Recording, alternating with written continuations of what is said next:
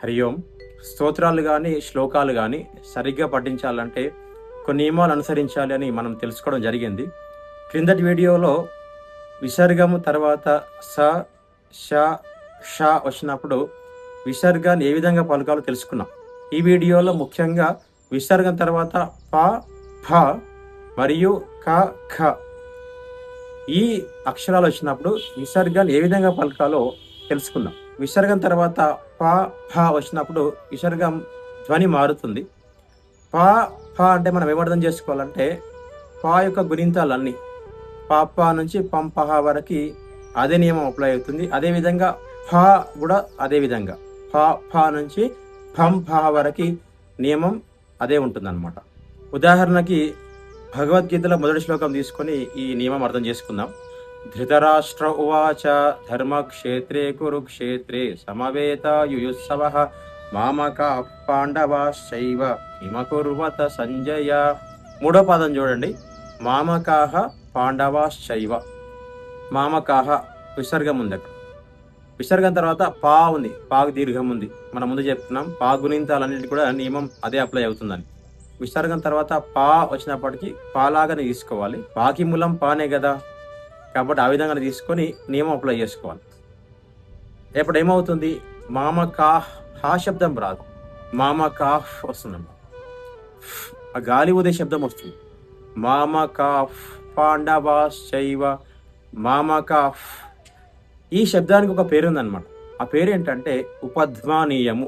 విసర్గం తర్వాత ప ఫ వచ్చినప్పుడు విసర్గాన్ని పలిగేటటువంటి ధ్వనిని ఉపధ్మానీయం అంటాం. అంటే గొట్టంతో గాలి ఊదేట్లాంటి శబ్దం అని అర్థం అన్నమాట. అలా మామకాఫ్ పాండవాశ్చైవ ఈ విధంగా అది పలకాలి. విష్ణు సహస్రనామంలో ఒక శ్లోకం తీసుకుందాం.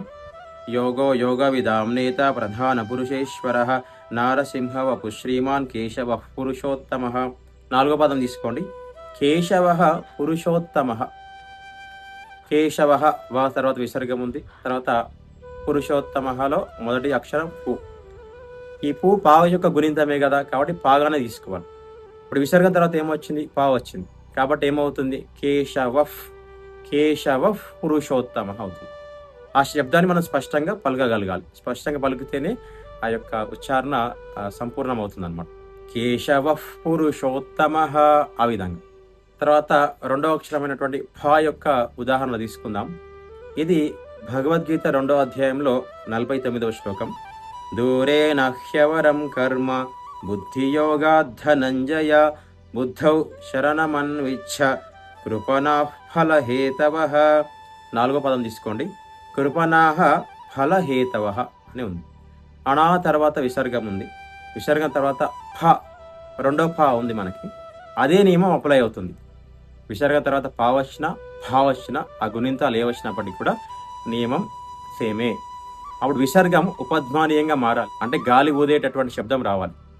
కృపణాః ఫలహేతవః ఆ విధంగా ఉచ్చరిస్తే అది స్పష్టంగా ఉచ్చరించినట్టు అవుతుంది. ఇది పాగాని భాగాని వచ్చినప్పుడు లేదా వాటి గుణింతాలు వచ్చినప్పుడు విసర్గాన్ని పలిగేటటువంటి విధానం.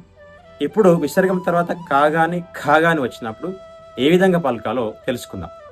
ఉదాహరణకి భగవద్గీత 1వ అధ్యాయంలో ఏతాన్న హంతుమిచ్ఛామి ఘనతోపి మధుసూదన అపి త్రైలోక్య రాజ్యస్య హేతోః కిమ్ను మహీకృతే. నాలుగో పదం తీసుకోండి, హేతోః కిమ్ను మహీకృతే అని ఉంది అక్కడ.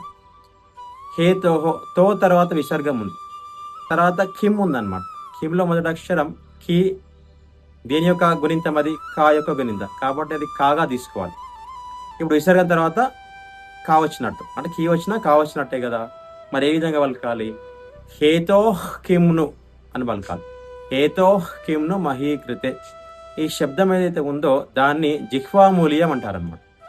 విసర్గం తర్వాత కా వస్తే ఆ పలికేటటువంటి విధానాన్ని జిహ్వామూల్యం అంటే నాలుక యొక్క మూలం నుంచి శబ్దం రావాలి. హేతోః కిమ్ను మహీకృతే ఆ విధంగా. ఇప్పుడు ఇంకొక ఉదాహరణ విష్ణు సహస్రనామం నుంచి. కామదేవః కామపాలః కామేకాంతః కృతాగమః అనిర్దేశవపుర్విష్ణుర్వీరోనంతో ధనంజయః. ఇక్కడ మొదటి 2 పాదాలు తీసుకుంటే కనుక కామదేవః కామపాలః కామీ కాంతః కృతాగమః అని పదాలు ఉన్నాయి. మొదటి పదం చూడండి, కామదేవః, తర్వాత కామపాలః, విసర్గం తర్వాత కా ఉంది.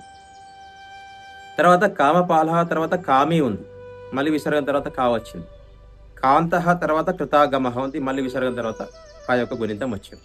చూడండి, కామదేవః కామపాలః కామీ కాంతః కృతాగమః, కామదేవః కామపాలః కామీ కాంతః కృతాగమః. ఈ విధంగా పలకాలి. సో గొంతు నుంచి శబ్దం రావాలి, దాన్ని జిహ్వామూల్యం అంటాం. కామదేవః, హాలా అంటే కాలా అంటే ఒక శబ్దం ఉంటుంది, విసర్గం తర్వాత కాగానే ఖాగానే వచ్చినప్పుడు ఆ శబ్దాన్ని జిహ్వామూల్యం అన్నాం. అది మనం అభ్యాసం చేయాలి, అభ్యాసం చేస్తేనే వస్తుంది. దయచేసి అభ్యాసం చేయండి. ఇలా పలకడం ద్వారా ఉచ్చారణ స్పష్టమై స్తోత్రాన్ని మనం స్పష్టంగా పలికి ఆ స్తోత్రం ద్వారా వచ్చేటటువంటి ఆ ఫలితం అనేది మనకు సంపూర్ణంగా వచ్చేటటువంటి అవకాశం ఉంది.